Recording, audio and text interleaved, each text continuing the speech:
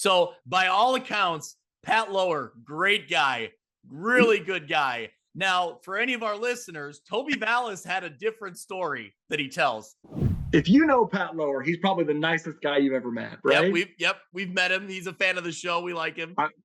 I wish I can tell you that change happened somewhere between now and 1993.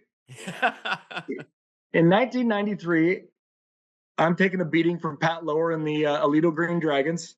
I'm sure it's 40-something to nothing.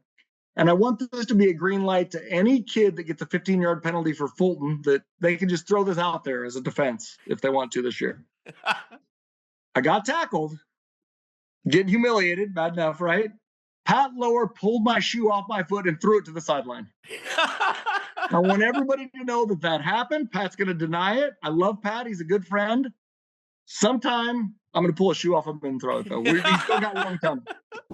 He tells this story, but you have a different account. You have a different version.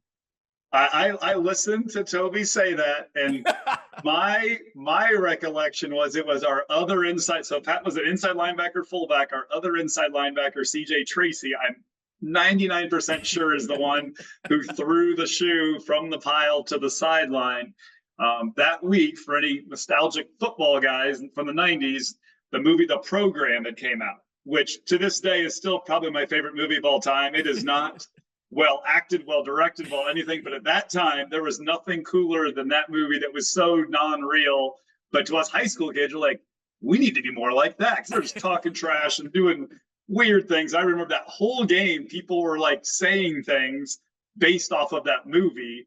And so I think the motivation for chucking the shoe there came from that movie. It didn't happen in the movie, but I think just odd thing, like there was more trash talk in that game than probably all the others I played in high school combined, because I think everybody saw the movie the weekend before and thought it was so cool. And so I am, like I said, I won't categorically say he's wrong, but I really believe it was CJ Tracy who threw that shoe to the sideline. I remember because he was pretty proud of doing it on the bus ride on the way home afterwards. Yeah.